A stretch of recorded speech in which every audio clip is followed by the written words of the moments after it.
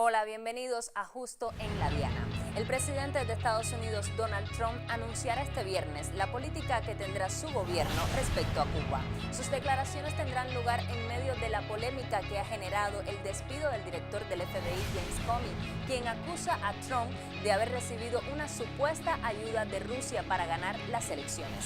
¿Quieres saber más? Acompáñanos hoy, Justo en la Diana.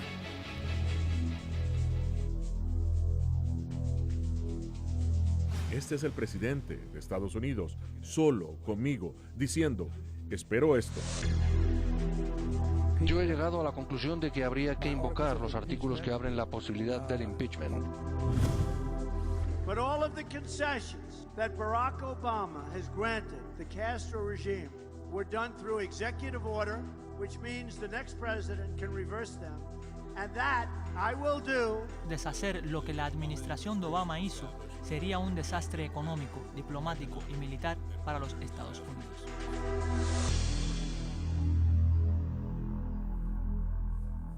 Donald Trump está siendo investigado por obstrucción a la justicia. Según The Washington Post, el fiscal especial Robert Mueller está interrogando a 3 altos responsables de los servicios de inteligencia para determinar si el presidente estadounidense intentó frenar o bloquear la investigación sobre las relaciones en su entorno con Rusia. Sin negar la información, los abogados de Trump han calificado de escandalosa e ilegal la filtración a la prensa de este nuevo dato.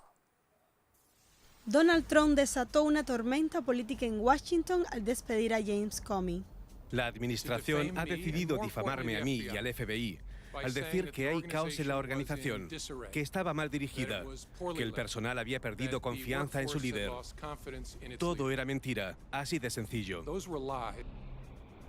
En su testimonio escrito, Comey aseguró que Trump le pidió que frenara una investigación sobre la supuesta intromisión rusa en las elecciones presidenciales de 2016.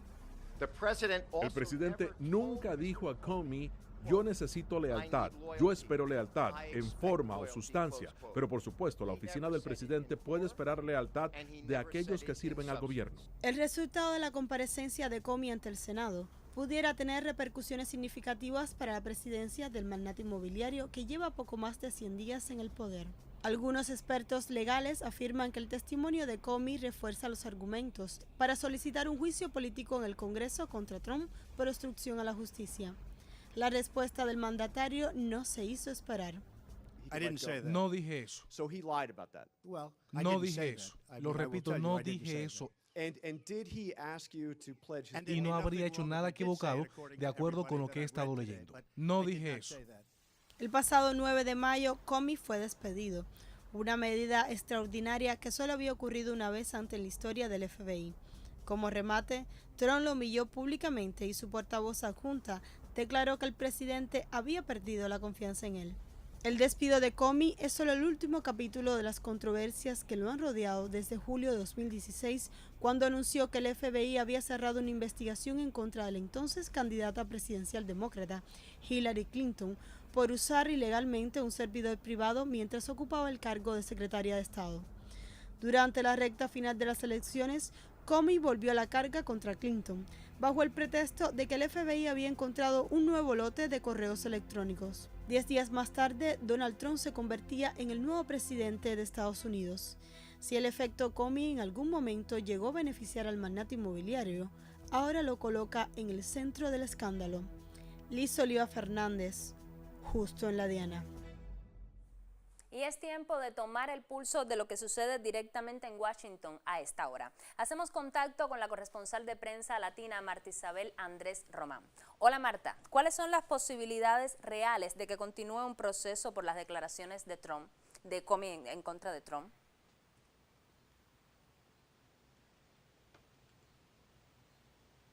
Buenas noches, Diana, y gracias por la invitación. Desde la destitución de Comey comenzaron a llover las acusaciones de que Trump con este paso intentó obstruir la investigación que analiza la presunta interferencia rusa en las elecciones de 2016 y una supuesta complicidad con el equipo de campaña del mandatario. El hecho de que el presidente destituyera precisamente a la figura pública más reconocida encargada de este tipo de pesquisas llevó a que muchas personas dijeran que Trump quería interferir en esta investigación y que se planteara además la posibilidad de un proceso de destitución contra el mandatario. Pero hablar de un camino, o hablar de ese camino a estas alturas resulta algo muy prematuro. Entonces estamos ante una polémica que parece reducirse a cuál de ellos está mintiendo y a cuál está diciendo la verdad, sobre la cual se podría arrojar más luz de existir grabaciones de la Casa Blanca sobre las conversaciones entre ambos, pero hasta el momento no se ha confirmado la existencia de tales cintas. Ayer el diario The Washington Post se citó fuentes anónimas según las cuales el fiscal especial nombrado para supervisar las pesquisas sobre Rusia estaba conduciendo una investigación sobre Trump por obstrucción de la justicia. Pero el propio diario reconoció que incluso si se hallaran pruebas de evidencia criminal contra el mandatario, resulta muy difícil acusar a un presidente mientras está en el cargo. Y esta responsabilidad correspondería entonces al Congreso, que sería el encargado de determinar si se iniciaría un proceso de destitución. Pero incluso los propios legisladores demócratas han evitado referirse a este tema hasta el momento por lo complicado que resulta un caso de ese tipo. Y sobre el tema de las relaciones con Cuba y su anuncio de esta semana, ¿se sabe ya de qué hablará? Desde hace varias semanas, los medios estadounidenses comenzaron a referirse a que mañana Trump dará un discurso en Florida en el que hablará precisamente del tema de las relaciones con Cuba y en el que echará hacia atrás gran parte de las medidas adoptadas durante la administración de Barack Obama. Se conoce que los principales gestores de este anuncio esperado por parte del mandatario son el senador Marco Rubio y el congresista Mario Díaz-Balart, ambos legisladores de ultraderecha reconocidos por sus intereses en contra de la revolución cubana. Lo que se conoce hasta el momento que puede incluir el anuncio tiene que ver con el tema de los viajes, por ejemplo, que realizan los estadounidenses hacia Cuba, tiene que ver con el comercio con la isla y con más restricciones para las empresas interesadas en realizar negocios con Cuba. Habrá que esperar a ver en el anuncio cuál será el alcance real de estas medidas que Trump daría a conocer, cuán abarcadoras serán, si será básicamente un discurso cargado solo de retórica y simbolismo o si realmente traerá medidas concretas que puedan afectar el camino avanzado hasta el momento. Trump ha dicho que buscará un acuerdo donde Estados Unidos salga mejor beneficiado. Sin embargo, hay señales de un impacto negativo para las empresas si hay una regresión en este sentido. ¿Qué tipo de afectaciones económicas podría traer para Estados Unidos una regresión de las políticas de Obama? Si hay algo importante que debemos destacar con relación a este tema, es la cantidad de voces que en las últimas semanas le han pedido a Trump que no dé marcha atrás al acercamiento hacia Cuba. Se trata de legisladores, líderes empresariales, grupos económicos importantes, agentes de viaje, militares retirados, incluso organizaciones de cubanoamericanos que le están señalando al presidente todos los beneficios que puede traer para el país una continua apertura hacia Cuba y mantener el rumbo seguido hasta ahora. A principios de este mes, la organización Engage Cuba divulgó un estudio según el cual revertir el acercamiento a Cuba podría costar a la economía estadounidense 6.600 millones de dólares y afectaría además 12.000 empleos en diferentes áreas de la economía de este país. Por eso muchas personas se cuestionan si tenemos un presidente que ha estado diciendo que le interesa mucho la creación de empleo, que le interesa quitar restricciones que afecten el crecimiento económico, ¿cómo puede entonces plantearse eliminar medidas que están beneficiando o que pueden ser incluso más beneficiosas para la economía norteamericana solo por complacer a un par de legisladores que son los que lo están presionando en este sentido? Además de eso, también se le ha señalado mucho al presidente la repercusión que podría tener desde el punto de vista de la seguridad nacional, teniendo en cuenta que ya Cuba y Estados Unidos han firmado una serie de acuerdos que desde el punto de vista regional resultan muy importantes para enfrentar diversos fenómenos como el narcotráfico, el cibercrimen, entre otros, y que eso también se podría haber perjudicado de haber una reversión en el acercamiento entre ambos países. Como había dicho anteriormente, habrá que ver entonces el alcance de estas medidas y sobre todo cuál será la posición que asumirán estos grandes sectores que siguen muy interesados en tener relaciones con la isla. Vamos a ver, una vez que el anuncio se dé, cuál será su contenido entonces y cuál será la postura de estas personas que siguen muy interesadas en vincularse con Cuba. Esto es todo hasta el momento. Muchas gracias. Muchas gracias, Martica, por tu participación. Los pasos dados entre Cuba y Estados Unidos para el acercamiento diplomático son una muestra de que se pueden lograr mayores avances. ¿Seguirá ese mismo camino el nuevo presidente de la Casa Blanca? Hacemos una pausa y continuamos justo en la Diana.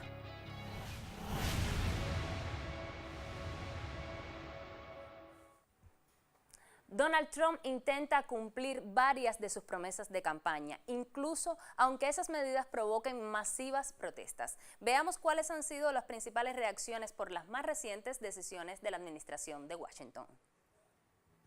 El presidente de los Estados Unidos ha generado una ola de protestas en su país por 3 de sus promesas de campaña. La mayoría republicana de la Cámara de Representantes aprobó un proyecto de ley para revocar la Ley de Asistencia de Salud, más conocida como Obamacare, y que entró en vigor durante el primer mandato del expresidente Barack Obama. La propuesta, que aún debe ser ratificada por el Senado estadounidense, no solo contaba con la oposición de los demócratas, sino también con la de varios republicanos y de grupos que representan a pacientes, médicos y hospitales. Revocar el Obamacare, programa con el que millones de estadounidenses lograron obtener un seguro médico en los últimos años, era una promesa clave de la campaña presidencial de Donald Trump. Por otro lado, el presidente republicano continúa con sus planes de construir un muro fronterizo que sería pagado por México. Ya existe una fecha tentativa para el inicio de la construcción. Si el gobierno recibe los fondos, comenzarán en marzo o abril de 2018. Pero la aprobación depende del Congreso, que se ha mostrado reacio a financiarlo. La cantidad es muy inferior a los $12,000 millones que Trump calcula que puede costar la barrera y los $20,000 millones que estima el Departamento de Seguridad Interior. Con apenas una semana en el poder, el 27 de enero emitió una orden ejecutiva estableciendo restricciones temporales a la entrada de personas de 7 países, incluyendo aquellas que contaban con permisos legales de residencia permanente en Estados Unidos. Esas 7 naciones son de mayoría musulmana.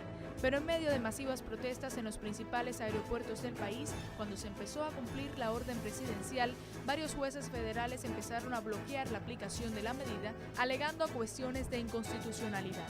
Karina del Valle, justo en la Diana.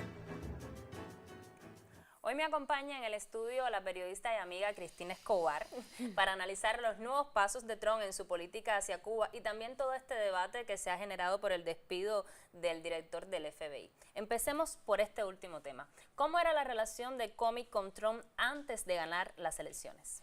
Bueno, es bien contradictorio todo lo que ha sucedido, Diana, en los últimos meses. Primero porque hubo quien culpó a James Comey, el director del Buró Federal de Investigaciones, el FBI, que viene a ser la Policía Federal de Estados Unidos, culpó de que Hillary Clinton hubiese perdido las elecciones porque estaba investigando el hecho de que ella utilizó un servidor privado mientras era secretaria de Estado para el uso, para trabajar, enviando mensajes. Luego parte de esos mensajes fueron borrados y eso es ilegal en Estados Unidos. Es decir, ella debe utilizar un servidor propio del Departamento de Estado para eso. Y estaba bajo investigaciones en ese proceso, lo cual golpeó mucho la imagen pública de Hillary Clinton en el país. Y eso parece que se iba enfriando. Hillary Clinton iba repuntando en las encuestas, que se equivocaron en las elecciones, por cierto, y par de semanas antes, de pronto Comey saca a colación el tema de que esa investigación se está volviendo a realizar y de esta manera ayuda a Trump en el sentido de que cae como un cubo de agua fría para Hillary Clinton. Y eso le da el espaldarazo final a Donald Trump. Y hay quien piensa que James Comey estaba teniendo era favorable a que Trump ganara, a pesar de que teóricamente y de acuerdo a la ley, el FBI es independiente del presidente, es independiente de la Casa Blanca, es independiente del partido que esté en el poder. Es el hecho, la razón por la cual James Comey, por ejemplo, los presidentes, los directores del FBI están como directores durante 10 años para que no tengan una correlación con el presidente, que esté en ese momento. Pero incluso se decía, según algunos expertos, que ese anuncio de una investigación contra Hillary, él no lo podía haber hecho en el momento de campaña porque se sabía que iba a afectar a la candidata. Indiscutiblemente tuvo una intencionalidad y tuvo un resultado. Y de hecho, Hillary Clinton lo ha dicho muy claramente, que esa declaración de James Comey influyó en el hecho. A ver, es muy difícil decir, bueno, y si no lo hubiese hecho, hubiese ganado Hillary Clinton. Es muy difícil afirmar eso porque las bases gracias a las cuales ganó Trump estaban ahí de todas maneras y pensaban iban a tener el comportamiento que tuvieron de todas maneras. Y además, la mayoría de la gente en las elecciones votó por Hillary Clinton, no 2 o 3 millones de personas más, lo cual significa que el sistema electoral contribuyó al hecho de que Trump ganara por el tema de los votos electorales, de que el ganador se los lleva a todos, y eso fue lo que hizo que finalmente redundó en la victoria de Donald Trump. No es decir, no es que sea culpa de James Comey, pero los medios lo manejaron de esta manera y llevaron tenso a James Comey con este tema. Y con la investigación que tenemos ahora en curso sobre la supuesta ayuda de Rusia en las elecciones, ¿podría estar en peligro el mandato de Trump? El asunto es que James Comey tuvo que ponerse a hacer su trabajo. No es que no lo hubiese estado haciendo antes, pero él continuó con un trabajo, digamos, de investigar crímenes potencialmente federales. Y hay muchas denuncias, siempre negadas por Moscú, por cierto, y eso es importante aclararlo. Tampoco Estados Unidos nunca ha podido mostrar ninguna prueba de que efectivamente Rusia haya intervenido en las elecciones, pero sí el hecho, parece ser cierto, el hecho de conversaciones de personas cercanas al presidente Donald Trump con funcionarios rusos. Eso en la mentalidad guerra fría que todavía persiste en muchas personas en Estados Unidos puede ser considerado casi una traición, que puede ser considerado algo además ilegal. Y James Comey está en este proceso, el FBI está en el proceso de investigar eso. Y en el medio de esa investigación sale, por ejemplo, sale el hecho de que Michael Flynn, un asesor muy cercano al presidente, tuvo una relación con un funcionario ruso. Todo esto es supuesto, no hay pruebas de nada de esto, pero sale a colación esto. Michael Flynn renuncia, Trump sale a su defensa, sale a la defensa de Mike Pence, el vicepresidente. Su yerno, que es además su asesor principal, Jared Kushner, el esposo de Ivanka Trump, también está vinculado, y el trabajo del FBI como entidad independiente supuestamente era investigar eso. Y en el medio de todo eso, pues sale la idea de que James Comey está evaluando la posibilidad de que los rusos o el gobierno ruso esté chantajeando a Trump. Eso todo son conjeturas, chismes de medios, porque no hay pruebas concretas, pero es una posibilidad, y eso estaba ocupando titulares todo el rato. Y en medio de todo eso, entonces James Comey es despedido luego de lo que se conoció a través de esta audiencia en el Senado, que él contó las conversaciones que tuvo con el presidente Donald Trump, donde Donald Trump le pidió que abandonara, que no investigara el tema de los rusos, y además que le tuviera lealtad. Es decir, una relación de patronazgo, de que yo necesito ver que tú me eres leal, y ese no es el tipo de relación que tiene el presidente con el FBI, y James Comey estuvo, por supuesto, se resistió a esa posición. Pero además es una posición bastante común y tradicional en Trump, que está rodeado de hombres de negocios, de familia, le cuesta mucho trabajo el disenso. Le cuesta mucho trabajo comprender que hay entidades independientes en el gobierno. Él tiene una filosofía de compañía, porque lo que ha sido toda la vida es un hombre de negocios, donde tiene subordinados que cuando no le gusta lo que hacen despide, pero no es el caso cuando tú eres presidente de un país, estás asumiendo la responsabilidad de un cargo público, y digamos que no de cualquier país, un país con muchísimos intereses internacionales y muchos compromisos. Entonces esta investigación está en curso aun cuando esté despedido. Sí, hay un fiscal especial que se ha designado y pone todavía nervioso a Trump. Es una posibilidad que salga todavía alguna evidencia en este sentido, pero al menos el tema está latente y eso lo tiene nervioso. Y James Comey lo que ha salido es a explicar esto, es decir, es muy raro que despidan a un director del FBI. La última vez que sucedió fue en 1993, lo hizo Bill Clinton, y hubo un nivel de consenso porque al hombre había que despedirlo, es decir, había tenido prácticas desde el punto de vista éticas cuestionables, y entonces evidentemente es muy raro que lo haga. Y claro, ahora pone a Trump además, porque lo que está es ofreciendo potencialmente evidencias para una destitución o un impeachment. Cristina, y en medio de toda esta coyuntura, mañana Trump hablará sobre Cuba y lo hará en Miami. Vamos a analizar este tema en los próximos minutos. Usted continúe con nosotros, justo en la Diana.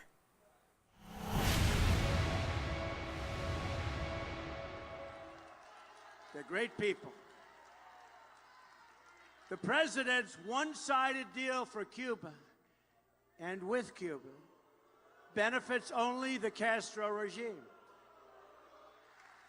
But all of the concessions that Barack Obama has granted the Castro regime were done through executive order, which means the next president can reverse them, and that I will do unless the Castro regime meets our demands.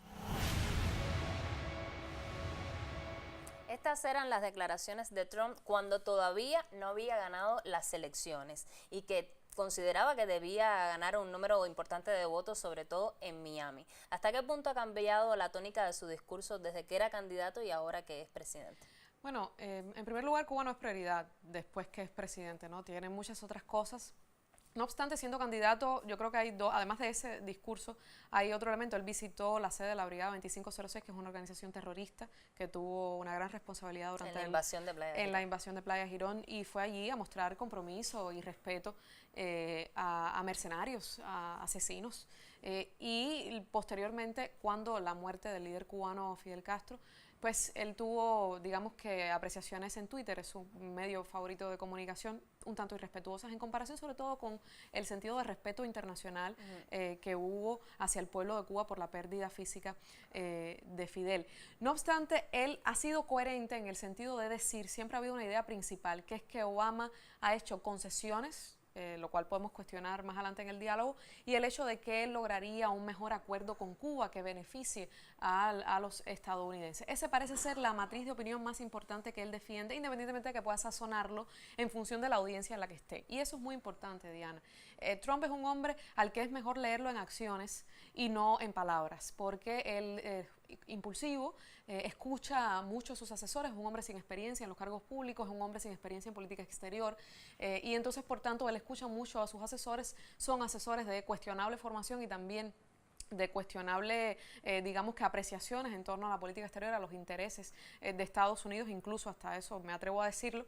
Y entonces, por eso creo que él ha sido coherente en este sentido. Hay que ver las acciones, que las conoceremos mañana viernes cuando hable finalmente en Miami. Y aunque todavía no podemos vaticinar de lo que hablará, ya hay algunas filtraciones de cuáles son algunos tópicos fundamentales que va a tocar. Sí, sobre todo a través de funcionarios anónimos, y eso lo hacen muy a menudo, sobre todo para tomar la temperatura de qué piensa, tanto a lo interno en Estados Unidos como a lo externo sobre las posibles decisiones.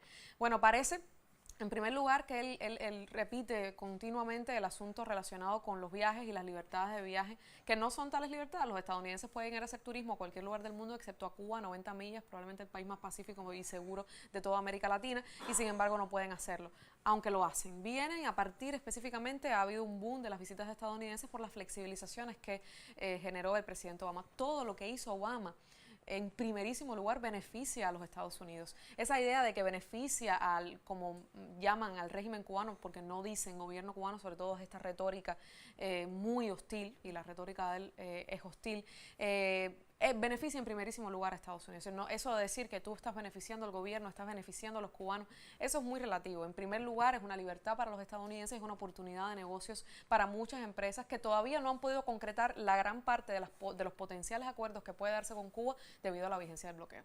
Evidentemente. Se dice que la mano de Marco Rubio está detrás de todo eso, y al mismo tiempo se dice también que estas medidas de Trump y este anuncio en Miami se hace porque él considera que le debe su victoria electoral a Miami. ¿Cómo están relacionados estos temas? Bueno, eso es muestra de su mal asesoramiento, es decir, de personas que están tomando falsa propaganda y lo están convirtiendo en hechos y se lo están diciendo al oído al presidente. Y te traigo algunas cifras. Por ejemplo, en Miami-Dade, que es una región que tiene una gran concentración de cubanos, una de cada 3 personas es cubano, Hillary Clinton superó incluso a Obama en 2012, es decir, ganó a Trump y superó a Obama, pero hay más. Por ejemplo, y Florida es muy importante porque es un estado péndulo y tiene 29 votos electorales, lo cual son muchos, representan mucho. Y en regiones como Westchester, Hialeah o West Miami, que son regiones donde también hay muchos cubanos, Trump ganó por muy poco, un 50-48%, y habrá quien piense, bueno, eso es bastante, pero imagínate que Mitt Romney en el año 2012 superó a Obama por 12 puntos porcentuales, pero McCain superó a Obama en esa región por 30 puntos porcentuales y Bush 70-80, es decir, que él realmente estuvo bastante muy pegado con Hillary Clinton. Es incorrecto pensar que él le debe el voto a los cubanos, y además, en cualquier caso, el tema de Cuba no fue lo que hizo decidir eso, por una razón muy sencilla. La gran mayoría, es decir, o al menos la mitad votó por Hillary Clinton, pero después esa misma mitad que votó por Hillary Clinton votó por Marco Rubio, que son dos políticos, como Marco Rubio para el Senado, por senador, porque él es senador por la Florida, y republicano, y Hillary Clinton demócrata, y tienen dos posiciones absolutamente opuestas con Cuba, y sin embargo, esa misma población votó por esas dos personas. ¿Por qué pasa eso? Porque el tema Cuba no es lo que está determinando sus decisiones de voto. Claro, y Marco Rubio, lo que te decía. Bueno, evidentemente, a pesar de que se fajaron tremendamente cuando estaban disputándose la candidatura del Partido Republicano y que Marco Rubio quedó muy por detrás de Donald Trump. Marco Rubio se ha esforzado grandemente por influir en el presidente. Es un senador de una relativa importancia, teniendo en cuenta que él tiene una posición privilegiada en el Comité de Relaciones Internacionales del Senado, en el Comité de Inteligencia del Senado, lo cual es muy importante. Y Trump sabe que Marco Rubio puede ser una pieza útil en promover políticas que él quiere y que necesitan que pasen en el Congreso. Y entonces hay una relación de intercambio, de que tú me das este favor y yo te doy otro. ¿Quieres que te ponga un ejemplo muy sencillo reciente? Ahora con lo de Comey, cuando Comey fue a hacer la declaración, la audiencia ante el Senado, donde contó con pelos y señales sus diálogos con el presidente Trump, acusándolo de muchísimas cosas, entre otras cosas de obstrucción de justicia. El único senador que tuvo una posición hostil hacia Comey, que cuestionó lo que estaba diciendo Comey, además una persona con un relativo prestigio en el Congreso, fue Marco Rubio. Y todo el mundo dice que ese es el intercambio que él le está haciendo para que finalmente Trump cambie la política hacia Cuba. Pero afortunadamente hay otros sectores de la sociedad estadounidense que apoyan el acercamiento de Cuba con Estados Unidos. Tenemos declaraciones de oficiales estadounidenses que le han pedido a Trump no dar marcha atrás con este proceso. Estamos convencidos de que la administración al menos debe continuar con las relaciones diplomáticas que tenemos actualmente. Hay una gran oportunidad económica y de exportaciones agrícolas que son limitadas ahora, pero que tendrán grandes resultados en el futuro. Por supuesto, ellos tienen exportaciones que quieren darle a los Estados Unidos. Si no tenemos relaciones diplomáticas, no tenemos influencia. Hacer retroceder el progreso que hemos hecho proveerá oportunidades estratégicas para nuestros potenciales adversarios y los que ya conocemos. Esa es la verdadera amenaza. Para nosotros, deshacer lo que la administración de Obama hizo sería un desastre económico, diplomático y militar para los Estados Unidos. Y escuchábamos las declaraciones de altos oficiales estadounidenses. Ahora te pregunto, Cristina, ya para finalizar el análisis, ¿puede Trump echar atrás todo lo que logró Obama, que para nosotros no es lo máximo, pero es un gran proceso de avance?